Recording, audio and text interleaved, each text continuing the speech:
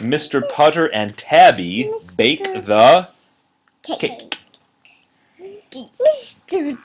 Stubber. Mr. Putter. Mr. Butter. Mr. Putter, indeed. Mr. Look at that Mr. Putter. Here. Here. Mr. Butter. That's Tabby. Oh, it's got chapters. Jeez. This might take a while. Chapter 1 is called A Good Cake. It was wintertime. Mr. Putter and his fine cat, Tabby, sat at their window every night to watch the snow come down.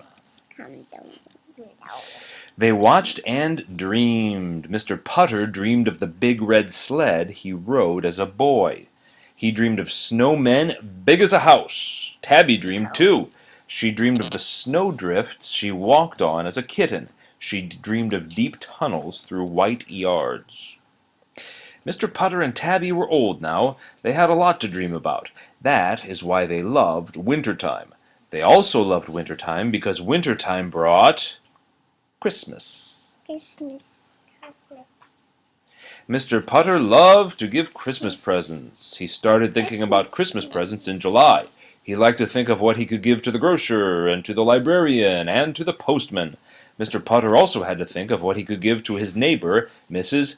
Teaberry. This was hardest of all. He usually had to think about this all the way to December. Mrs. Teaberry liked strange things. She liked coconuts made into monkey heads. She liked salt shakers that walked across the table. She liked little dresses. Salt shakers that walked across. Those are the coconuts made into monkey heads, those faces. Supposed to look like monkey faces. She liked little dresses for her teapots. She even liked fruit cake. Mr. Putter could live with monkey heads and walking salt shakers. I like cupcakes.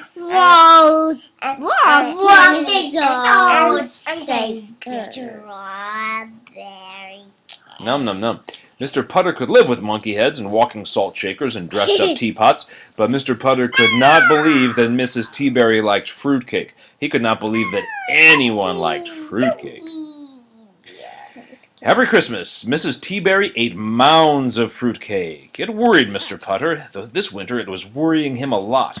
He thought Mrs. Teaberry should have a good cake for Christmas. Not a fruitcake that could break her toe if she dropped it. A good cake. A light and airy cake.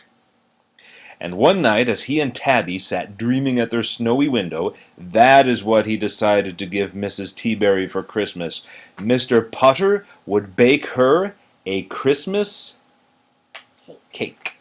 It would be a cinch.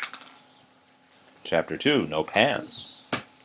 The cake was not a cinch. In the first place, Mr. Putter did not know how to bake a cake. He could bake instant muffins, he could bake instant popovers, but he had never baked a cake. He didn't know how. In the second place, Mr. Putter had no pans. He had muffin pans, he had popover pans, but he had no cake pans. If he baked a cake, it would have to be in a shoe, or maybe in a flower pot, or even in a hat, but not in a cake pan because he did not have one. But those would melt. Yeah, there'd be lots of problems with those other ones. Those would melt. And in the third place, Mr. Putter had no cookbook.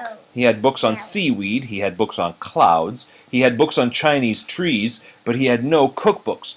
Mr. Putter thought about no cookbooks, no cake pans, and the fact that he did not bake cakes. He said to Tabby, maybe for Christmas, Mrs. Teaberry would like a nice cup of tea and a card. Chapter 3, Mary Sue. 1 week before Christmas, Mr. Putter and Tabby took a trip to the sweet shop. It was owned by a woman famous for her cakes. She baked cakes with names like Strawberry, Watermelon, Pumpkin, Apple, Brownie Surprise. Her name was Mary Sue, and if anyone could teach Mr. Putter to bake a cake, it would be she. Mr. Putter told her his story. He wanted to bake a Christmas cake, he said, something light, something airy, something that would not break a person's toe. Mary Sue listened carefully. She took good notes, and then she began to sell him things. She sold Mr. Putter 7 bowls. She sold Mr. Putter 3 sifters. She sold Mr. Putter 10 spoons, 5 cups, 2 spatulas, a roll of waxed paper, and a Christmas tree pan. Then she sold him an Easy Baker cookbook and sent him out the door. Mr. Putter had spent $100, and he still didn't have any flour. Chapter 4. Something Airy. On Christmas Eve, Mr. Putter had everything he needed. He had flour, sugar, eggs. He had spoons, bowls, sifters. He had a cookbook. He had a pan. And he had a good cat to keep him company. Mr. Putter baked all night long. His first cake fell flat. His second cake wouldn't leave the pan. His third cake caught on fire. By the time he baked his fourth cake, it was Christmas morning. Mr. Putter's eyes were droopy. His face was saggy. He was moving very slowly. But Mr. Putter did not give up, and by 9 o'clock in the morning he had made the most beautiful Christmas cake in the whole world. It was light. It was airy. It would not break a person's toe.